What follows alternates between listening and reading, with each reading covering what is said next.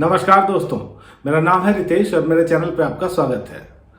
दोस्तों, आज बात करेंगे फिल्म खुफिया के बारे में। नेटफ्लिक्स पर ये आई है। विशाल भारद्वाज इसके डायरेक्टर हैं। हिंदी के साथ साथ तमिल और तेलुगु में भी आप इसको देख सकते हैं। और ये फिल्म एक किताब पर आधारित है। अमर भूषण की किताब है एस्केप टू नोवेयर, जिस पर यह फिल्म बनी है। तो दोस्तों, रिव्यू की शुरुआत करने से पहले एक रिक्वेस्ट आपसे कि यदि आपने अब तक मेरे चैनल को सब्सक्राइब नहीं किया है तो जरूर ही कर लीजिएगा, क्योंकि वेब सीरीज और मूवीज के रिव्यू के साथ साथ आपको यहाँ मिलती है ओटीटी की दुनिया की हर जानकारी। तो शुरुआत करते हैं स्टोरी लाइन से।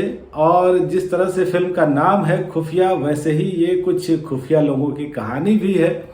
और हम देखते हैं कृष्णा मेहरा यानी KM को। इनकी भूमिका में है तब्बू।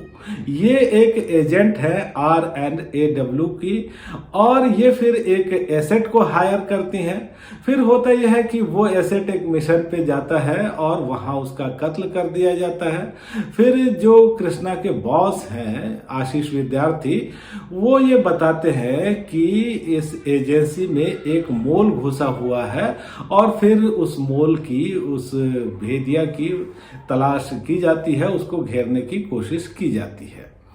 तो फिर क्या होता है, कैसे होता है, यही सब कहानी आप इस फिल्म में देखते हैं।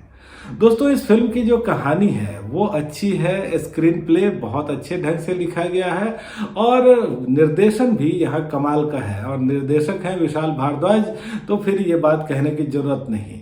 और जब ये फिल्म शुरू होती है और एक लड़की का इंट्रोडक्शन होता है, और जिस तरह से शायराना अंदाज में बात पेश की जाती है, जो दृश्य बारिश का गढ़ा गया है, और जिस तरह की पंक्तियां बोली जा रही है कि वो लड़की पुलोवर में अपनी उंगलियां फंसा कर रखती थी, या एक नहीं 3 बार वो छींकती थी, तो इससे लग जाता है कि यहाँ गुलजार साहब का असर है। और इस दृश्य से ही हम ये मान लेते हैं कि हम कुछ अच्छा कंटेंट देखने वाले हैं। तो दोस्तों, ये जो कहानी है ये खुफियागिरी यानी जासूसी की कहानी तो है ही, कुछ खुफिया जिंदगियों की भी कहानी है, कुछ अलग अलग किरदारों की कहानी है। और जिस तरह से यहाँ एक जासूस की जासूसी की जा रही है वो देखना हमको अच्छा लगता है। हालांकि जो टेंशन वाला एलिमेंट है या थ्रिल वाला मोमेंट है वो थोड़ा कम ही हमको दिखता है, लेकिन बीच बीच में चौंकाने वाले ट्विस्ट है। और इस फिल्म को जिस तरह से पेश किया गया है, एक एक दृश्य पे जिस तरह से काम किया गया है, तो ये देखना हमको काफी अच्छा लगता है। बहुत ही महारत के साथ हर दृश्य को पेश किया गया है। डायलॉग्स काफी अच्छे लिखे गए हैं, कैरेक्टर्स दमदार है। तो ये सब चीजें मिलकर के एक अच्छी फिल्म हमारे सामने पेश करती हैं। हालांकि कुछ चीजें हैं जो थोड़ा सा आपको खटक सकती है, जैसे ये फिल्म काफी स्लो बर्न है, या फिर कुछ चीज हमको यहाँ लगता है जैसे कन्वीनियंट तरीके से कर ली गई है, या फिर 2-3 देशों के जिस तरह की जासूसी एजेंसियों की बात होती है तो वो थोड़ा उलझाऊ है। और टाइमलाइन जो है यहाँ वो भी थोड़ा कंफ्यूजिंग है कि कब कोई बात फ्लैशबैक में चल रही है और अचानक ही प्रेजेंट का दृश्य आ जाता है, तो ये थोड़ा सा कंफ्यूजिंग हमको लगता है।